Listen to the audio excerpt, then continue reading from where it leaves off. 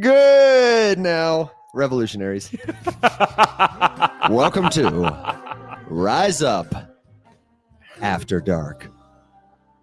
It's got to be so weird because you guys can't hear the music. I can't hear the music. I can't hear the music in this when does it end? remote studio setup that we have. Whew, man, it's another Wednesday with your friends. I'm Evan. He's Alex. He's Will. And this is Rise Up After Dark. We are your place for a little BYOB, DYOR. Let your hair down, talk some shit about the crypto industry, and hang out, get to know each other better. If you've got a crypto question, if you've got a suggestion, a good joke, a word of wisdom, or something else that'll fit into 140 characters or less, leave it in the comments. And if it won't fit, write it on the back of a $20 bill or just send us your Bitcoin. We're happy to take it. And put it in the memo line of an ETH transaction and send it to me. Yeah, or the XRP tag. Don't do that. Let's flood Alex with destination tag AlXRP. Don't do that. I won't accept. He loves it. You won't accept I it. don't even have an address that can take it. Yeah, sure you And don't. that's my story, and I'm sticking to it. Yeah, Actually, no, this will be perfect because then XRP has a burn mechanic, which is sending it to Alex's non-existent address. The burn mechanic is send it to Alex. That's I refuse to touch it. It will never move again. Yes. Hey, shout out to Don, who's joining us here with his comment. And his comment is, guys, this market sucks. Den. Amen, Den. Welcome. Oh, Dan, I'm sorry, Dan. I just donned you. Welcome, brother. Yeah. Welcome into the bear market. Yes, this market does suck. Gwump for the market. Yep. Gwump for the market. Thanks for letting us know And, since we can't hear the gwump. Yeah, no problem. Yep. And Den, we really do. We feel your pain. But I got to say, here in Denver, we're live for ETH Denver. This is a great conference. The confluence of people who are coming in the bear market, who are still building, who are caring about crypto, it's so good. I was in a sauna this morning with a bunch of I had one founder who told me he didn't even know about Tornado Cash. He didn't have a care in the world. He was building, permissionless DeFi, perpetuals, and, something cool that in 6 months will be a beautiful flower. Lots of TVL, I'm sure. But allegedly, no thought of the bear market. Really true. It was bullish though. It wasn't like a crappy protocol. It was honestly cool. He said to me, he explained it. It was kind of carrot-esque. There's a complex financial instrument that he does the back end stuff for, wraps it up in a token, brings it to a bigger audience. And he said, I had to build it because I couldn't stop thinking about it. And I said, it's funny. I've heard a lot of builders say that same kind of thing. Like, I didn't know why this didn't exist. And that just makes me so bullish. I feel like that's what the conversation is. A bunch of builders who are like, I couldn't stop thinking about this. I thought it was a great product, so I'm building it. Yeah. No, it's it's builder focused. I don't know. I'm jaded. Well, and we also talked to someone today who's maybe going to have to fire some team members because they don't have the runway because it's hard to raise money right now. Yep. So people are feeling it, Dan. It's not just you. And if there's something you want to figure out, if you've got a question, you need a gut check. We're not licensed psychiatrists, and you shouldn't take financial or even life advice from us. But we're here to help you, man. Let us know how you're feeling, and don't do a goner. If you're feeling the heat, jump into the Rise Up community. If you're listening to my voice right now, I'm talking about community.rumshq.com. It's a great place to commiserate with other crypto users in the bear market, and nobody's going to sell you some junky token there. We would love to see you there. I just need more capital, he says. Amen, brother. Amen, Den. You know what? Honestly, that's like the most important thing. I was thinking about this the other day, and I was like, damn, I should really change my answer because we'll always get the question of like, oh, what do I buy? I'm new to crypto. What do I buy? And, typically we've had a very good answer of like, oh, first thing you should do if you're feeling that itch to like dive into the market, odds are it's probably a top. But, go into a stable coin and then take some time to learn about the space. And in the meantime, feel good about like having a much better savings account that's earning you, if you're on a centralized exchange, 3 or 4%. But if you go into DeFi, maybe 5 to 8%, or maybe even 9%, right? At times in a safe manner. Yeah. But I think the better answer is like, hey, take a step back from investing. Stop it. Yeah. Stop for a second. And, in order to invest, the thing that you need is capital. And so it's like, all right, like before you take your hard-earned money and you invest it, A, I think buying some stable coins is fine, but B, like what's your plan for getting more capital? Are you cutting expenses from your life that you can cut? But also, like, are you looking at other means of cash flow that you can start to generate? Like, what's your plan to create more capital for yourself, now and in the future? Yeah. Because a lot of us, a lot of people just kind of have like one job. I personally and I've made a concerted effort, and this did not happen overnight, but I have 4 means of income, and I'm working on my 5th. And it's a very slow process. It's something I've tried to do since like really over the past like 8 or 9 years. Mm-hmm. And I think it's something that everybody should try to focus on. Like, how do I get more capital to be able to invest? And I think that's the first place people should really start focusing most of their energy on. Everyone should be investing every day. If you have a company that does a match in a 401k, go ahead and do it. If you have a little bit of extra income because you cut some expenses, go and buy a little bit of Bitcoin or something you believe in. If you want to learn about trading, set a little bit of money aside. But you should also not be ignoring finding ways to create new cash flows. Have any kind of side hustle, turn a hobby into something that kind of makes some money. Or something that's also great is in the DeFi ecosystem is not just, earning yield because you have USDC or USDG on a centralized exchange, but going to a lending protocol, staking, right? These are other means of cash flows as well. Yeah. So it's like, that should be everyone's first place. They go, how do I create more means of generating capital so that I can invest more and more and more and more? You notice, Will, looping in USDG there? Yeah. Just slipping it right into the conversation. Well, that's because that's been one of the interesting things at this conference. Yeah. Is I feel like I never heard anybody mention USDG once. And then once I started using Kraken, I saw USDG, and I have a friend who works at Paxos, and Paxos is like, they are the competitor to Circle, the issuer of USDC. They issue the stablecoin USDG, and there are some differences there. We can go into that in a bit, and I'm really just kind of figuring it out today. But and so I heard about it. But then when I became a Kraken customer, their main stablecoin is USDG, and I was like, oh, okay. And honestly, my initial thoughts out the gate was just like, okay, a new stablecoin, whatever. Everybody's got one. Everyone's got a new stablecoin, like whatever. Like there's a PayPal one, there's a Ripple one, there's a freaking blah blah blah. World blah, blah, Liberty. blah. And Everyone's my got bank's got one. Yeah, everyone's creating stablecoins, like whatever. I just use USDC and Tether. You really USDC for me. And then I come to the conference here, and a lot of people are like, just like a small comment here. It's like, oh yeah, for stablecoins, like USDC, Tether, and like USDG. Also kind of on my radar screen. And I had a conversation with another gentleman who was building a yield solution on Avalanche, and then another gentleman who was building a yield solution in the Solana ecosystem, interestingly enough, at ETH Denver. And they were both like really interested on USDG because they have a financial model where anyone who uses USDG can also profit off of the yield. So it's like, it's a very... it's not just Circle and Coinbase. It's not just all the money. because with USDC, it's just Circle and it's just Coinbase that it's really making the money.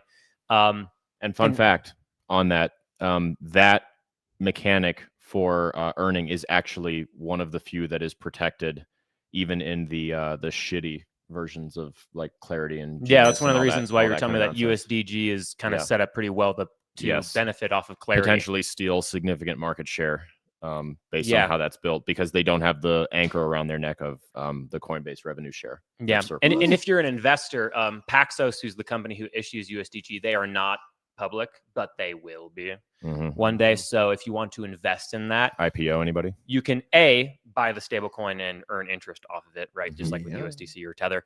But also, you can look for an opportunity to invest in that company if you think they're well positioned. Like recently, full disclosure, like I bought Circle stock and sold it for a quick flip, and I'm very interested in like buying more Circle stock just because I think that's the most direct way to benefit off of the explosion of stablecoins.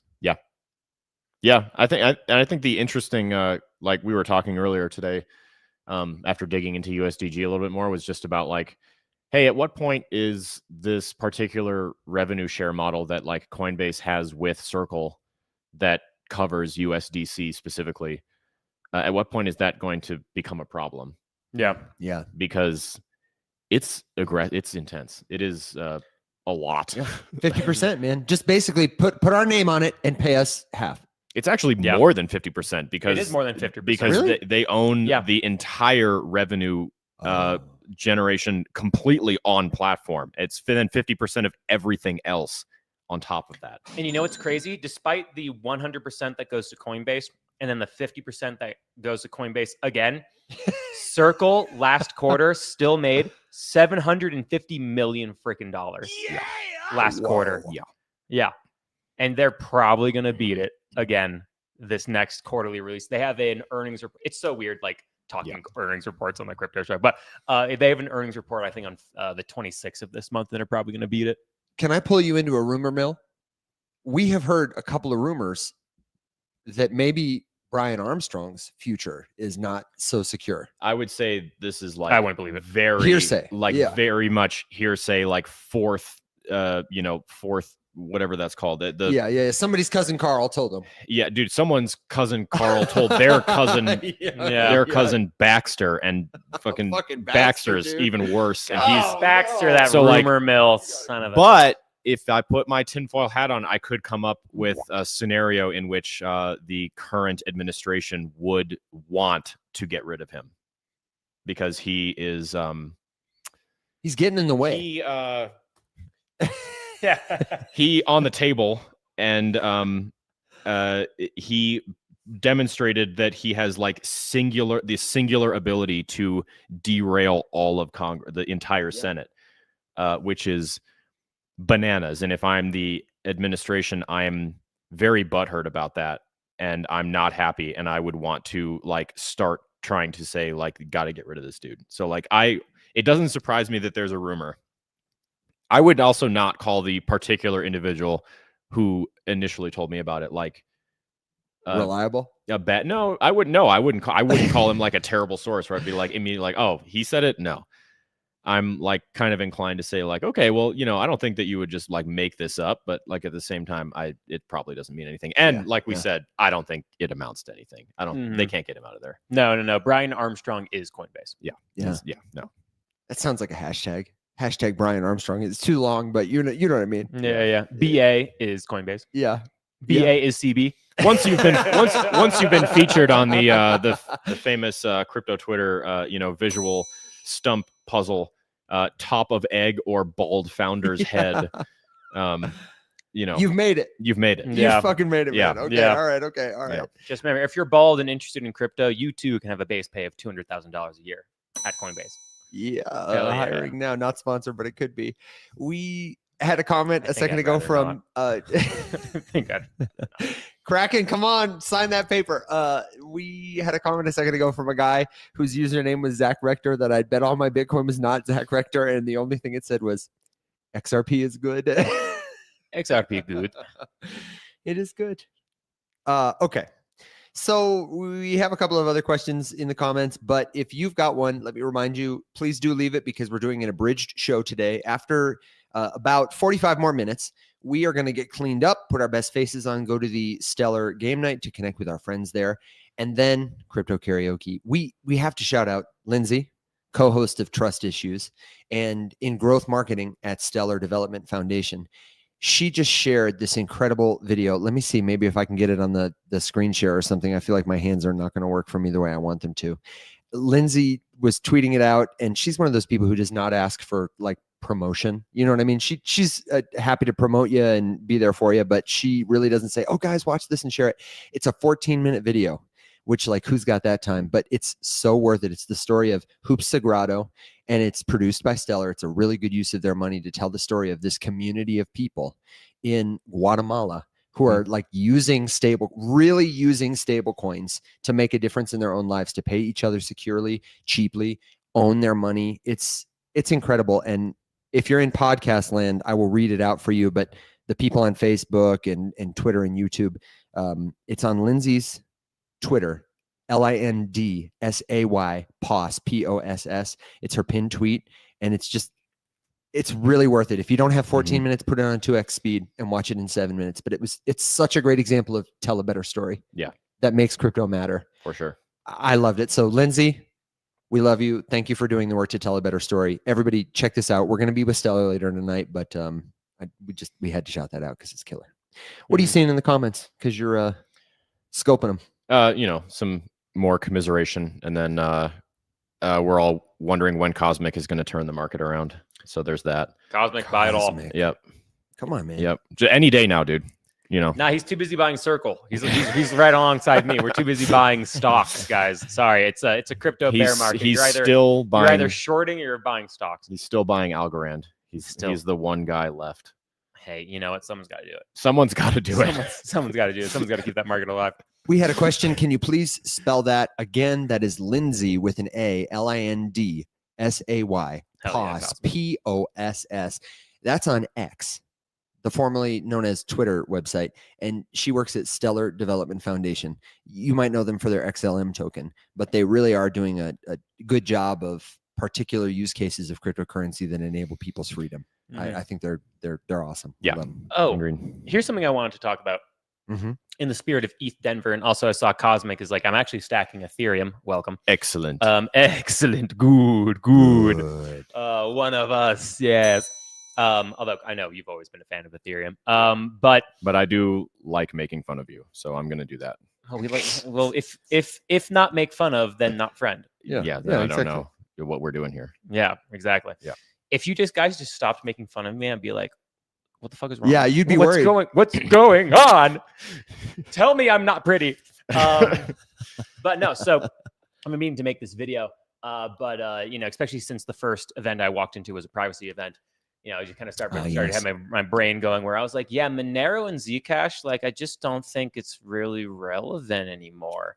In a world where you have ZK technology on Ethereum with ZK standing for zero knowledge, all you need to know what that means is privacy is totally enabled and optional for whoever and whatever on Ethereum. Yeah, using either snarks or starks. Snarks or Starks. Don't come from my clubs. Snarks or Starks. Yep. Hell yeah, brother. Those are real words. Those are. This is a serious industry. Full of serious businesses doing serious things. Good God, I love us and hate us all at the same time.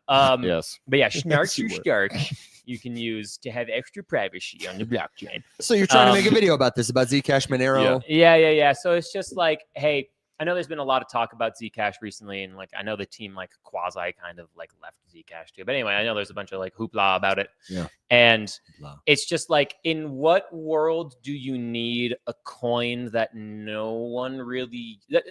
very few people use, and there's not like a huge ecosystem built on it, when you have Ethereum, which is the silverback gorilla in the room that offers privacy that can be adopted by all of the industries in the world. It's like, if you're going to have a home for privacy and also public use cases, and then therefore hybrid use cases, like people are just going to go choose Ethereum. So it's like, in what world do you have a real use case for something like Monero and Zcash? I've done a little bit of digging on this, and I'll do more. And there are some additional privacy advantages to something like a Monero and Zcash, particularly with like metadata slippage that could happen in Ethereum ZK environment, as opposed to something that's purpose built for privacy. So there are some small advantages, but they're very, very, very small. So when it comes to the discussion of, I want to invest in a cryptocurrency that is going to end up being like the home of privacy, because I think privacy is very important, and it is. It's very important. Like it's going to be Ethereum once again. And it's a very boring answer. It's definitely less sexy than saying like, it's this coin that's totally focused on this.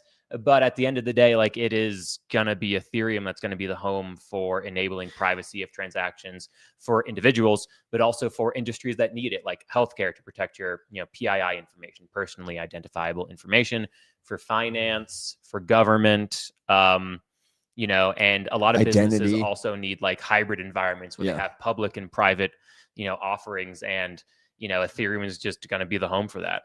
I got to say, Will, it bugs me that whenever I'm trying to listen to you talk, all I get is... do I move? No, you're perfect. Alex over here makes a better door than he does a window. I don't know, but I'm always like, makes a better door. You told me to sit here. Yeah. I did. I'm picking on you. I'm so sorry. It's why you're... It's okay, because I'm annoyed by Alex being in the middle. So, Alex, that's perfect. Yeah, just keep that up. Yeah, perfect. Awesome. Yeah, because I've been trying to look at you, and I just see Alex's face, and I'm just like, I can't. Brother, like, come on, Alex, do us a favor. You talking about Ethereum and privacy? They haven't... Go ahead. Your rebuttal. Does the blockchain fix this? They have an upgrade coming called Hagoda. Who? Hagoda. Permission to speak? You know about Hagoda? No. Oh, okay. All right. Okay. Nice. Okay. We got to learn about it this week, because a couple of friends of ours in the comments have said, "Hey, you need to get hip to Hagoda." That's the hard fork name of the next big privacy upgrade that will do all those things. Oh, okay. Put people out of business. And apparently Vitalik had opening remarks today. We haven't even been to the conference floor yet, because he had remote remarks. Yes. Oh, remote remarks. Yeah.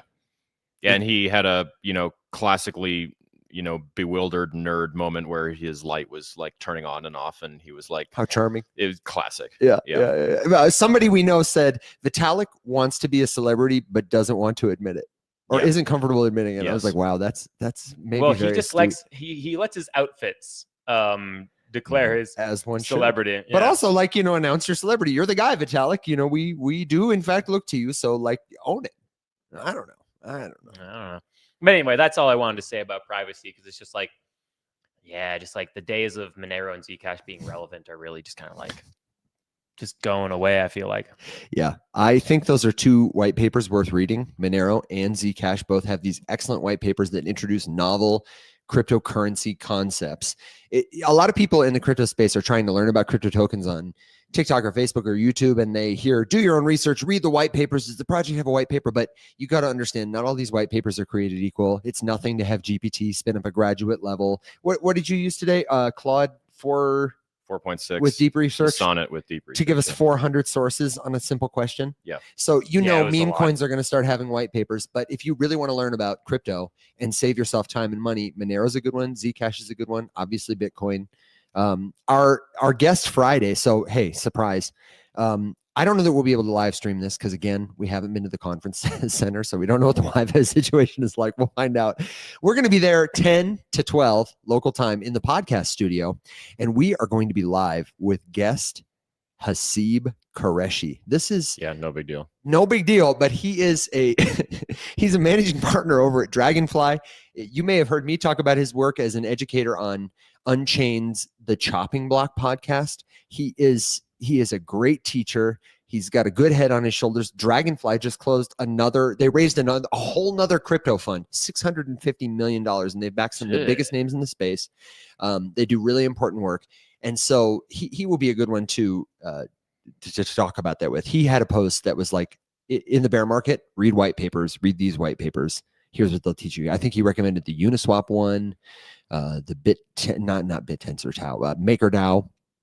Now Sky Protocol. Yeah, now Sky. So he's somebody who, as you ask your crypto questions, this is an elder of our space who has a lot of good knowledge. Hopefully, we'll be able to live stream it, but if we don't, we'll publish it and bring it to a screen or a podcast near you. But definitely white paper recommendation. Are you guys into white papers? I feel like we floated that a lot. No, the thing is, I used to read a lot of white papers actually as I was doing like altcoin reviews, and I'd have to go and take a look for tokenomics. Right, back when a white paper meant something. That, and also it was just like you could do a quick like a smell test, if you will, for an altcoin. Just go and look at their white paper, and if it looks like jargon or it looks like marketing fluff, you're like, all right, cool, run away. But now with like ChatGPTs and things like that, like I haven't opened up a white paper in a while where I'll just be like, hey, ChatGPT, like tell me about XYZ from the white paper, and they give me the answer, and I'm like, cool, thanks. They just largely don't matter. They really don't matter. No, they even before ChatGPT, they stopped mattering. Well, and you were the guy who wanted to do the white paper book club, though, of white papers that mattered. Yeah, I mean, and I think that there are still some that are like really impactful documents that have informed a lot of like, I think the Ethereum white paper is very important to have read before. I think the Bitcoin white paper is very important to have read. In the same sense, it's like read the Bible because it's the most published book ever and the most influential book ever written. Even if you're not a Christian, you don't really give a crap about it.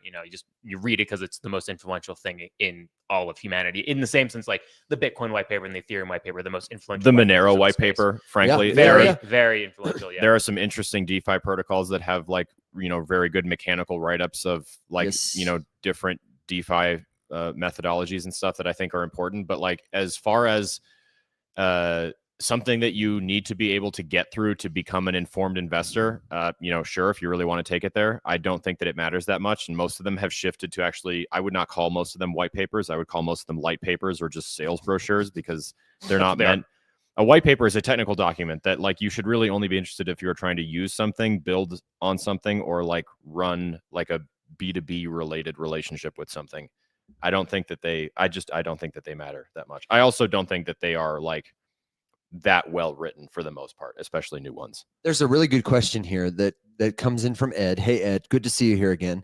Asking, then how can you make a relevant white paper? So that like a technical introduction of a new concept, that's a good one. But what would make like a crypto project important to you and would justify like, oh, I should read that white paper? Or like, how do you, if you dismiss white papers out of hand and you hear about a new DeFi protocol, when do you decide, yeah, I'm going to look that up and sit down to read it? Well, whenever you're at the point where you really want to dive into an actual white paper, it has to be something that does the following to me, which answers some very basic questions you should ask yourself of any crypto or stock for that matter, anything, is what does it do? And then you find out the answer to that and you go, okay, it does, or whatever, fill in the blank. And then you go, is that valuable? And you go and do a little bit of research and into the industry it's trying to disrupt, or better yet, you find any pain points that really exist in the crypto space that are acting as serious roadblocks to adoption or whatever, and see if it's really addressing that and if it's the first one. You can answer those questions and you go, okay, I understand what it does, and I understand that there's a need in the marketplace, and that it's potentially starting to acquire users within its targeted base of prospective users. Answer all those questions and you go, okay, I'm really interested to dive into the weeds of this. Then you can go into the white paper, you can figure out everything more. But it's like those very basic surface level questions. What does it do? Okay, I understand that. If you don't understand it, it's all buzzwords and walk away.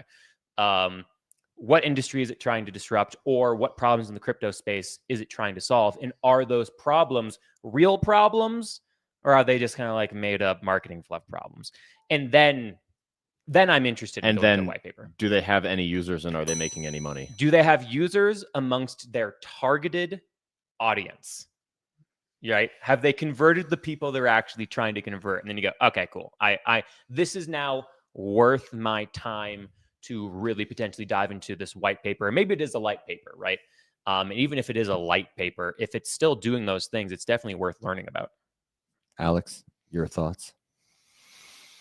I mean, yeah, I don't have much more to add. I think that it's not like bad. I don't want to make it sound like I'm saying don't read the white paper. I just mean like don't expect to have your life changed by it. And I think that they only matter like situationally. Like I said, like if you're talking about a white paper that is for something foundational upon which other things were based or built, then yes, it's important. The Ethereum white paper inspired 20 million other white papers to be written. So it is extremely important. Same with Bitcoin. But the white paper that Frank published for Harry Potter, Obama, Sonic Inu does not matter and will never matter. Baxter and Carl, co-founders extraordinaire. Damn it, Baxter. Yeah.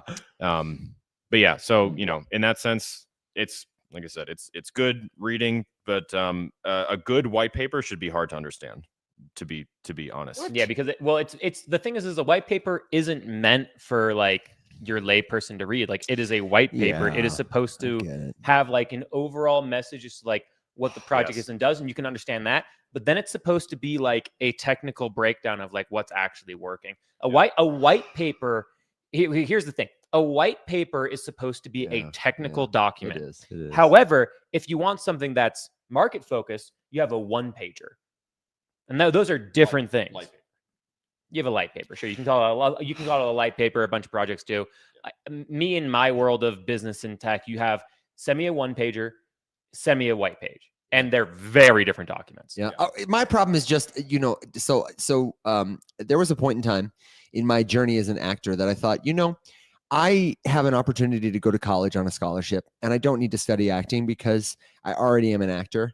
So let me study something else. Maybe my acting day job, one of my diversified streams of income, can be teaching. Maybe I'll be a university professor. I'd love to do that. And then I learned about academic research and the just bullshittery that it stands for and encompasses. The average readership of a published academic paper, I'm going to make you guess. You probably know this. You may be disqualified from guessing, but can you guess how many people read the published in a journal academic paper over its lifetime, which I think is, more than a decade? What's the answer to, I'm going to answer your question with another question, which is, what is the answer to the meaning of life from Hitchhiker's Guide to the Galaxy? Was it 42? 42. It's 42. 42, right? About 42 people? Good. Yeah, 42. Do you have a guess? 6. That's exactly right. He got it exactly right. I knew Oh, damn. 6 people. So my thing is like, okay, I get it. It's Wait, a technical. real? That's real. That's exactly real. Hell, I forget holy who did shit. the study. Yeah, It's a God Googleable. damn. Don't God, ever we're so question me. fucked. I know. Don't ever question me. I know the chief fact check officer can actually like pull up the study. So Bearded, please help me. But that's a legitimate study, and that's the problem I have is like, yes, I get it. A white paper is a technical document, as it should be. It should be a little hard to understand if you're breaking new ground. But at what point do we really stress the importance of the one pager, of making this stuff that matters actually accessible to people and giving it life beyond the ivory walls of a university? That just pisses me off so much, because the average person doesn't have the literacy required to read. You know what I mean? Like, I want it to be clear. I want it to be clear that they don't have to. The white paper but other influencers isn't do. meant That's what I mean. for that. Well, you know, unless you're literally just a. But that's my problem. Is influencers out here saying, "Read the white paper." Grifters are out here. That's what I people mean. who don't know how to teach will tell you to go do something else. It's the age-old problem that has pissed me off since my second day in crypto, when I heard the "do your own research" acronym that is never ever accompanied with any helpful, actionable advice for like discerning good information from bad information, a credible source from a non-credible source, anything about, you know, fact checking and sourcing of information, or how to properly critique a piece of literature, or just, you know, anything to do with the research process. Researching is not easy. Researching is a lot more than just like Googling a word and then letting cognitive dissonance and confirmation bias guide you to the answer that you really wish that you would find when you do it. And that is 99.9% of all research. It's not research. It's Googling to satisfy your internalized bias based on a poor financial decision. It's why somebody might hear Brad Garlinghouse make an announcement, a press release, and then make a video about it as if it were news. Yes. And then, and then say, and if you don't believe me, just do your research. What does that mean? Google bullshit, and like when I find it inevitably, you're vindicated. Got it. Thank you. And here's one comment by Fluke. It's like, can you really, is anything really hard to understand when you have like the AIs? And like, yeah, you can use that to help you for sure. They do make some mistakes, but they can totally help you for sure. But the end of the day is you have so many people who will hear, they probably do it with some of our videos too, which is you hear something said online and you just believe it, right? It happens because, I mean, we all kind of know it. Like, we only have so much bandwidth to do certain things and look up certain things. So you just hear something and it kind of sticks in your head and you go like, oh, okay, that sounds right. And you just kind of move on and you accept that to be right, because we hear so many things. There's so many people bloviating on the internet about XYZ. Great word. But yeah, bloviating. Yeah. Wonderful word. Yeah. I fucking love that word. Find me a more appropriate word for the way that 99% of people who create content about crypto talk to people and what they do. Yeah, and we say that as 3 straight white guys on the internet with a podcast. Amen. Amen, but we're right. Anyway, I had another thought I was going to end on. This is what I was going to say. Define bloviate. It literally means to like blow hot air at somebody. It means to just like speak with misplaced confidence. See also pontificate, another one of my favorites, which is more preachy. Pontificate is like, you know, assume the soapbox and like lecture people about something that you don't understand with unhelpful language. Bloviate is kind of just like, bleh, it recalls the image of a bladder, like an organ filled with hot air, like a bagpipe, just big fat bladder flapping in the wind. That's actually also an appropriate use of the word. It means to be a KOL. Also, can I say I just hate that freaking term, KOL, a key opinion leader, because like so many people were like, influencer is getting a bad rep, so we'll use KOL, and I'm just like, fuck off. It's right up there with normies. Oh, can we put that on the enemies list, Tori? Can we put KOL and normies on the enemies list? That's why it's my pinned tweet on my Twitter. It's just like, this is a fucking stupid ass term. No, well, we're not influencers. We're key opinion leaders. Like, shut the fuck up, you stupid bitch. Christina just showed up and said, hello, Colorado boys. I'm here for my points. Christina gets points. She's just going to walk in and take a commanding lead. I'm imagining just like swinging doors like it's a Western. Sing! And you hear the spurs against the hardwood floors of the cantina. Yeah. I'm here for my points. I'm here for my points. Much obliged. Colorado boys, much obliged. Fun fact about Christina. She unironically says the phrase much obliged multiple times a week. That's awesome. It's quaint.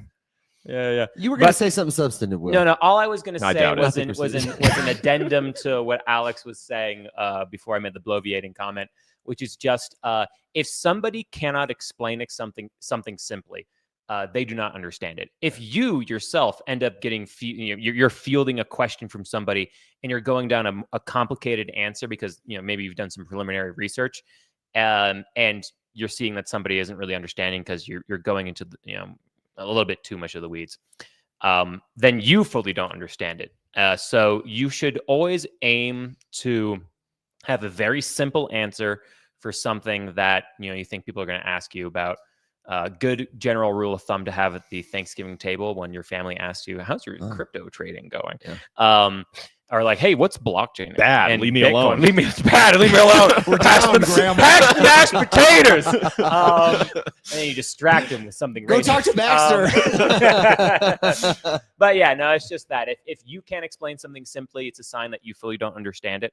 And if somebody else can't fully explain something simply to you, it's a sign that they do not. Can understand it I as well. offer a caveat to that though? Because I don't think that is 100% true. All It's the time. definitely not, because like they might just be reading ChatGPT to you. or they might be raising money, and then I want to obfuscate. Well, no, I just mean that, and this is an extreme example that I know is a little bit dramatic, but like certainly I can't because I do not know anything about it. But like a PhD of physics cannot sit down and like simply explain right.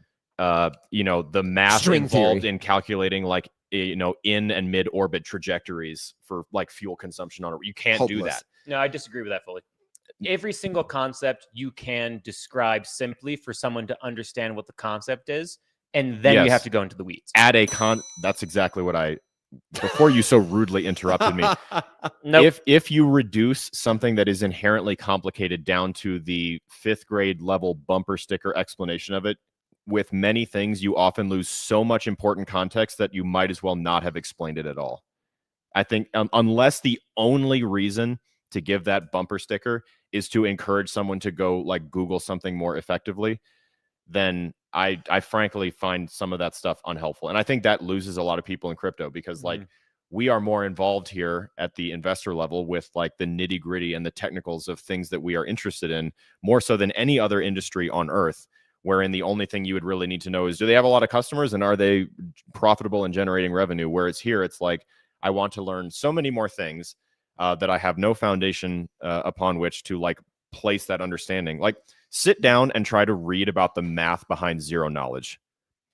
And then, when you're 18 seconds in and you've recognized 3 of the words, because that's where I'm at, you just realize like some things just simply can't, like, because I could say, ZK is one method for hiding data that you don't want people to see. And it's like, but there's...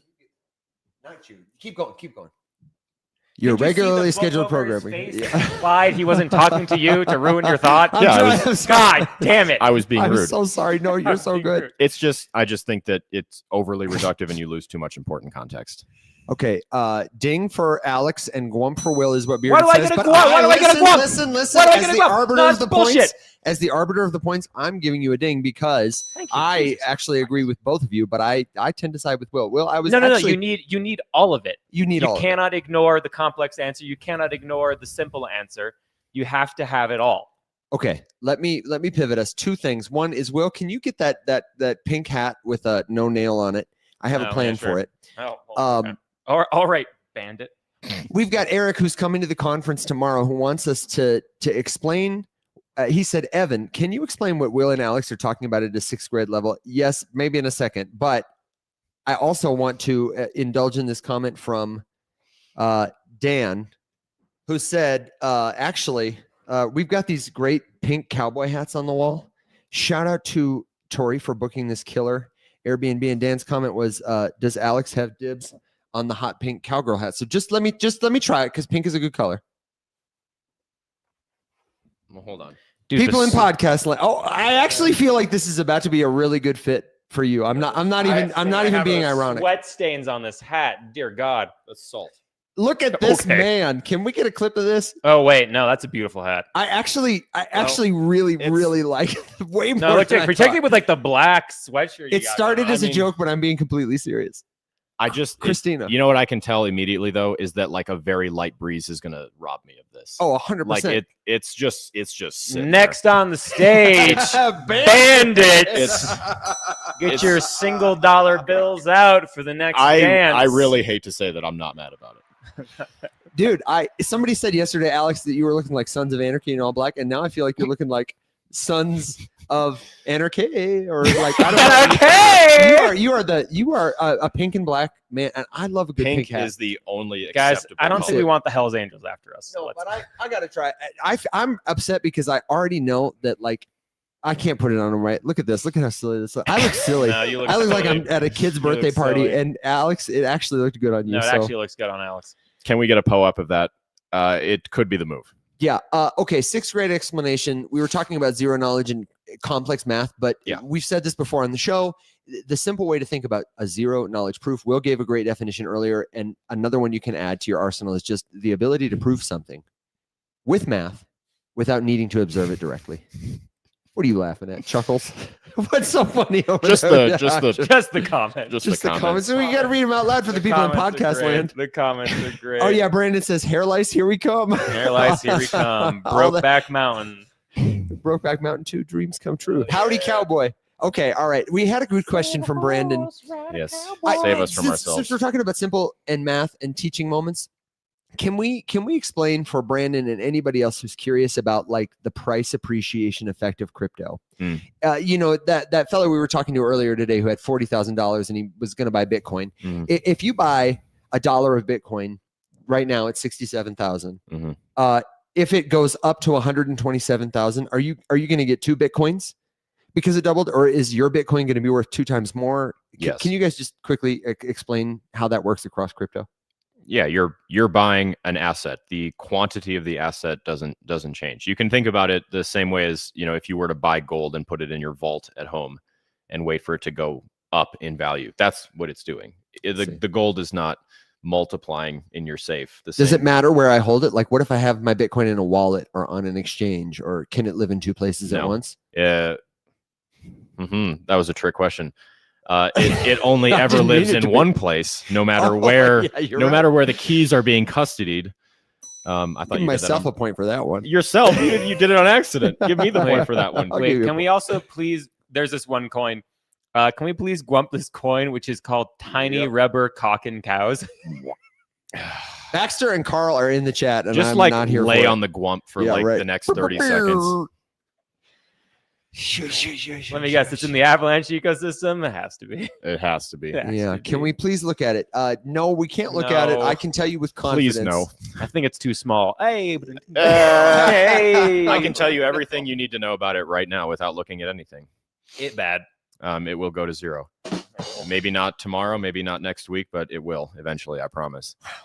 We were saying something important before. Yeah, we were simply explaining whether your crypto is held in a wallet or in an exchange. Well, Evan, your crypto always lives on the blockchain, and it's also always the keys to it are also always being custodied in a wallet. It's just whether or not it's a wallet that you manage or someone else manages for you.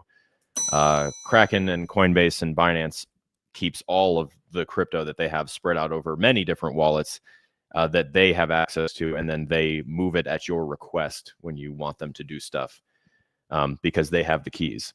If you had your own software wallet or hardware wallet, you would have the keys, and then you could be the captain now. I'm the man now, dog. So it's a good question, but no, you know, the amount of the asset that you own does not increase as the price goes up. The worth of it and what someone else is willing to pay you for it. So basically, if the market is willing to pay 67,000 or 127,000, that's the price of my crypto.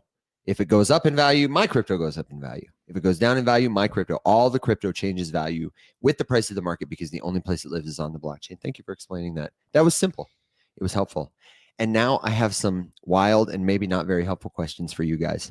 Okay, rapid fire. Okay. The most overrated, but by the way, podcast land,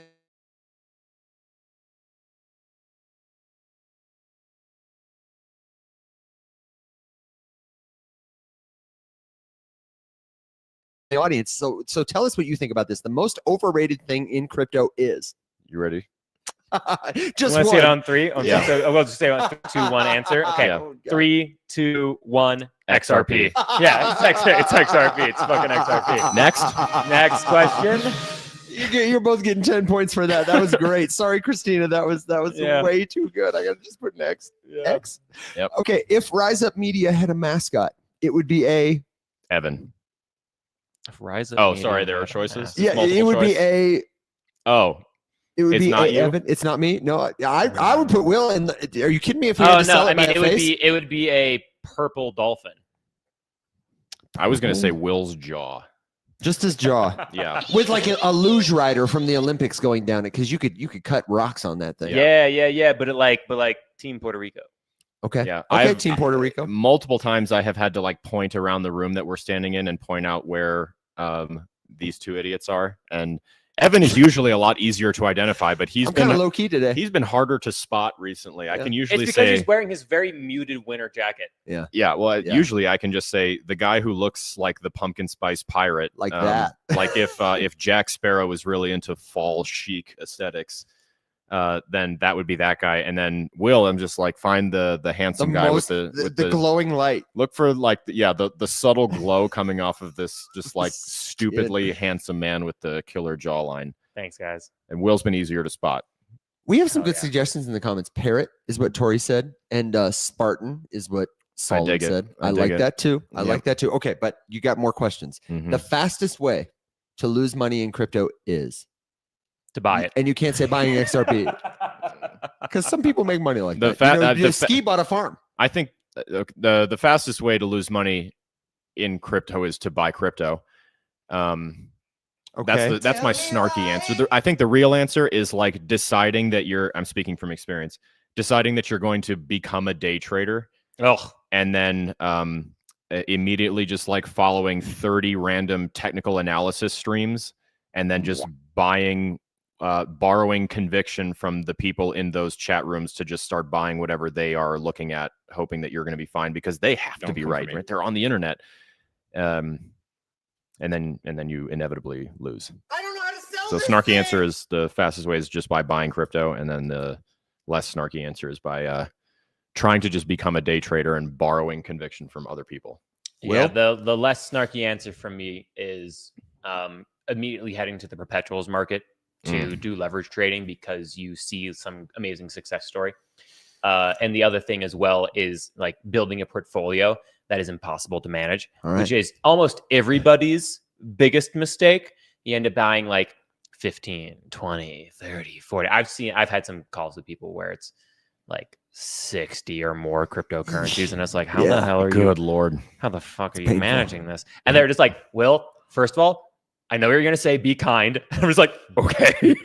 Oh, I know where this is I going. have 60 cryptocurrencies. Like, good God, man. Ugh. Dude, I had like 15 once and I felt like I was drowning. Yeah. And now I have 5 and I still think like I wish it was less. No. I only have 3 cryptocurrencies right now: Bitcoin, Ethereum, Solana. that I keep on. What freedom? What freedom? And then, of course, that I must be. technically have 4 because I have 5 because the other 2 are USDC and USDG. Mhm. Damn. Shout out really quick to Casey Craig in the comments. We said it today earlier on the show. Casey. Euphoria.finance is the link you need to know. They are about to launch. And in celebration of that, they are having a tap trading competition. You can play with Monopoly money. We've got 25 codes to give away. Maybe we can give away a couple tonight. That Yeah, could be we our should. prize tonight. Yep. And Casey, I'm sorry, I meant to do a demo at the start of the week, but honestly, in our remote studio, we have more capability. We need to do a proper screen share. But what you need to know is tap trading is, imagine like a snake game chasing the apple, but it's the 1 second chart. And you don't need to know shit about how to trade. You just tap where you think the price is going to go and you can make real money. But for this competition, they are going to give the trader who paper trades, fake money, to the top, a Rolex on an all expense paid trip to London. And then other folks are going to win cash prizes, and we're going to play. You know, we've got codes. We'll play. Yes, I'm going to lose. I'm going to lose too. I will be someone else's exit liquidity. Yep, I will play. That's me. But then we're going to have Casey on the show. Hey, that's my job. You know, so many of our friends on TikTok know her and love her, and we have really missed hanging out with you, Casey. So we can't wait to celebrate this win for you, this launch. It's going to be great. We will get people tapping and trading and playing, but I have more questions for the guys. I'll just say, Casey, as we always do at conferences, we're name dropping you with everyone where it's right. Yeah, I was just talking about you to Monica. From, Casey, my money's on Will. That's the better bet. Yeah, that's the better. My money is also on Will. My money too. Yeah. Can I just spend my $1,000 on Will and give it to the next guy? Yeah, give Will 3,000 and don't let me. Wait, this is fake money, right? Yeah, totally. Yes. Yeah, I don't care about it. Exactly.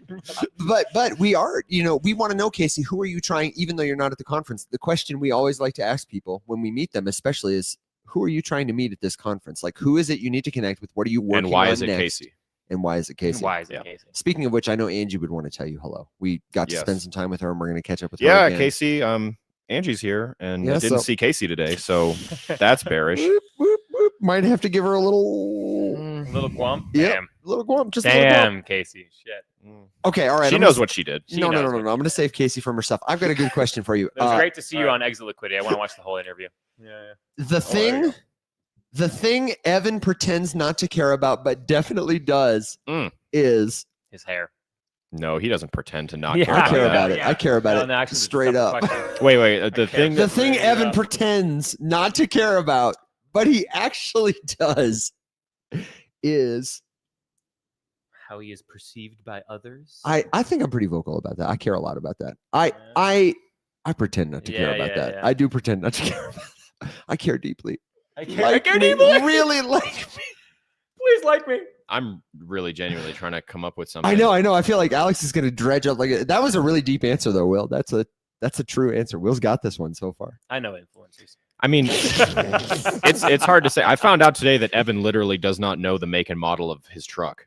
Yeah, he does not know his truck. Wait, seriously? Yeah, I said the wrong truck. I know the model. I haven't owned a car in 10 years, and the last car I had was a Mercedes C-Class I know C280. what it is. No, I just said this man. No, be quiet. This man, first of all, has been dragging me for doing what I always do, which is confidently exiting a building and just walking off somewhere, and I have no idea where I'm going.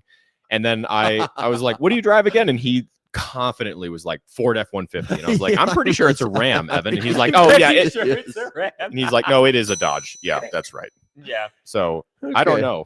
I'm gonna think about that one and chew on it. All right, come back to it. He has a truck. I'm so disappointed. I mean, like if you meet, I mean, like just looking at Evan, it's just like he doesn't seem like a truck guy. But I remember there was this one video where like then it's like from the 90s, trapping so hard in it, where like you were shirtless, sweating like over like the engine, and you were like trying to like fix it. And shit. Oh, it was a live stream. It was Will was hosting an educational live stream, and I came in, and I'm pretty sure I was fixing. Meanwhile, my truck like with we my were shirt like off. newly like kind of quasi working together, and I was like, who the fuck is this? Fuck is this guy? Who the fuck is this guy? Yeah. Will's like in his office, answering questions. Okay, all right. I've got one or two more, and then I see you here. Sponsorships, the audience. I do care a lot about the audience, but I don't pretend not to. If Rise Up After Dark gets us canceled, it'll be because of blank. If Rise Up After Dark gets us canceled, it's not going to be the pirate ship we're going to buy. I don't know. We're taking that to the moon. Admitting other things we're on other than alcohol. No, that wouldn't. No, that man. We're hooked on crack. Yeah, so, trying to get sponsored by crack. Yeah, sponsored by crack. I think if we got canceled, it would be because. Oh man, I got to think about this. Why would we get canceled? I guess the only thing that would be is like if the powers that be did not like some of our criticism of regulation that's being passed. That's like the only possible. I think our audience has more power than the powers that be. More relevance to this question. Dude, we'd have to really mess up everything with everybody listening. Be. Yeah, I will. You got them. Yeah. We'd have to mess things up with the audience. Maybe because like we're largely on TikTok, we don't talk about enough well-endowed Jewish women.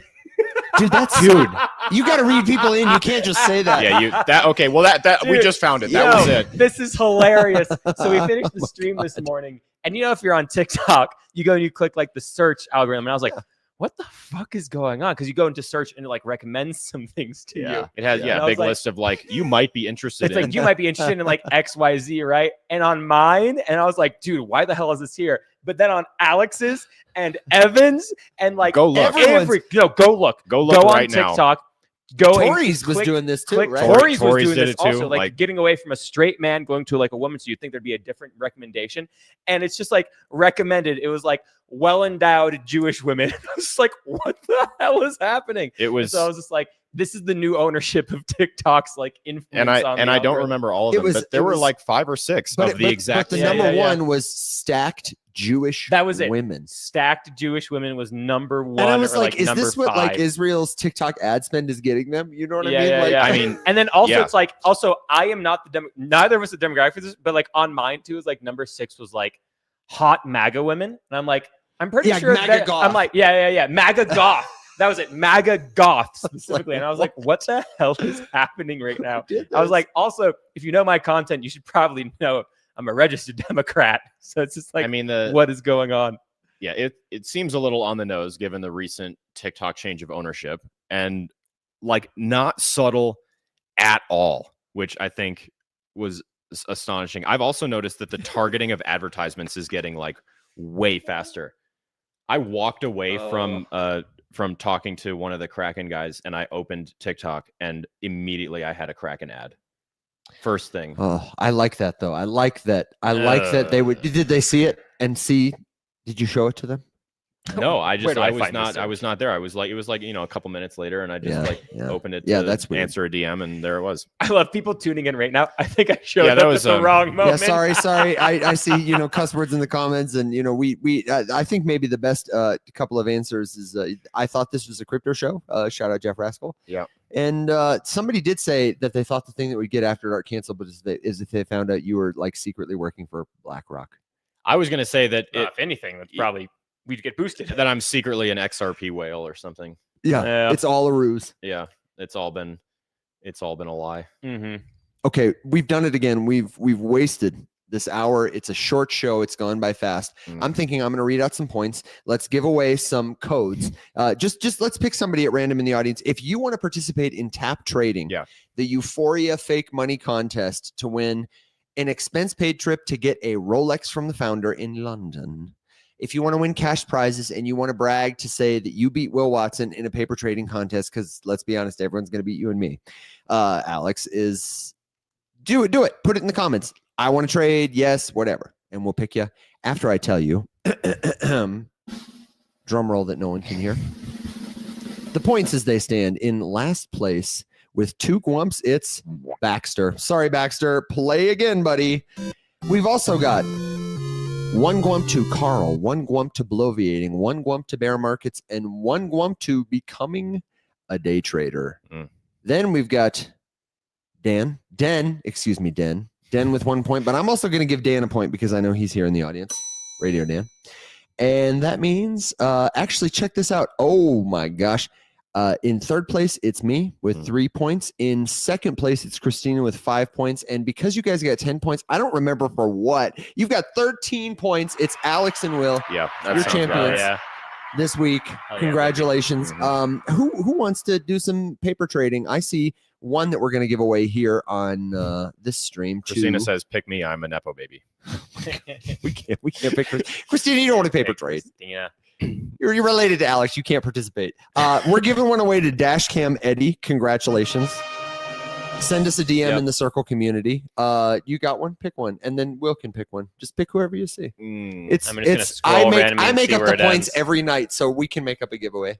Z-Breeze. Z-Breeze. Z-Breeze. Okay, Z-Breeze, Dashcam Eddie, and our final winner of the night is Alex. Hold on. He's scrolling randomly to Let me see hit where it the- ends. Let me hit the stall sound, and let me remind you that we're going to be back tomorrow for Rise Up, the morning show. Oh wait. Oh damn. Bengals fan. I would have given it to you because you've been such a long time viewer. You know, Bengals but fan won an Z-Breeze- Oculus wallet. Bengals though. fan did win. Shout out to Bengals fan Bengals did fan. win an So Oculus they're wallet. Yeah, sitting yeah. pretty. They could play the trading game though. Alex, who you picking? Who you got? Only one.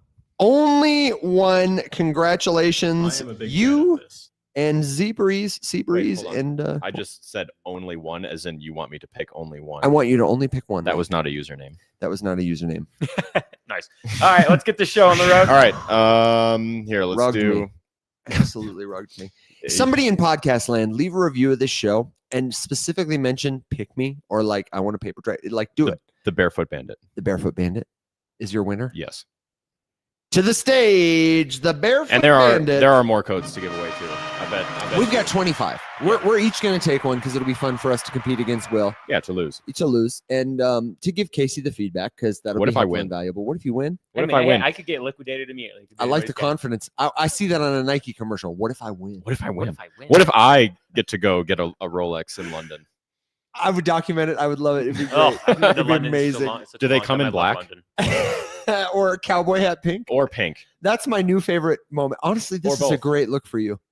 Can we get somebody to get Alex a pink cowboy hat that will stay on his head with like a fastener? Christmas and birthday ideas for you guys. There you go. Yeah, we're gonna get a PO box and then you can send him one. Casey says one tap could change everything. Is that the slogan? Because if it's not, it should be on something. one tap. It's funny. I've always wanted to go into the Rolex store and buy something and walk out one time, and I just haven't because I'm just like, this is like I so much will money let for you the buy Rolex. me a Rolex if you want to. If you really want, you're yearning for that experience. To I walk in and volunteer as tribute. buy Yeah. yeah, no, that's okay. Only if they come in black though, and I don't know if they do. Okay, Do if they? you want, There's if you gotta be if one. I don't know want to shit give away about code, watches. if you want to give away code, send us a message at community.rumshq.com or find it at the link in bio wherever you are, whenever you listen. Any message anywhere will reach us. Let us know you were a winner. Don't try to impersonate somebody, although maybe we'd give one away for that. That's pretty risky. Fellas, do you have a final thought? Last joke, word of wisdom. Want to answer a question on the way out the door before we get dialed up for the Stellar event? Nope. DeFi is inevitable. I knew it. Giving myself a point for next week for Chatter predicting what you says said. they're also available for a Rolex. So we're going to also start taking names of people who volunteer to let Will buy them a Rolex. Yeah, well, we can build this list and y'all can sit there. Hey there, normies. He'll do it. All these people want me to buy them a Rolex. It's the perfect time. If to you buy don't it. buy me a Rolex, now I'm going to be disappointed. Oh, all right, that's fine. Oh, I can buy you a Rolex. It just will be a really cheap Chinese knockoff. I don't care. Yeah, I don't know okay, enough that's fine. to spot the difference. I don't know anything about watches. And unless it comes with an NFT, Oh, I would that's never great. know. I'll go to Chinatown in New York and get you a really nice Rolex off the street. okay, I love thank you. Casey's Yeah. comment. She says, "Have fun, friends. Last year we went to this event together, Yeah, and next we year did. you could be here again.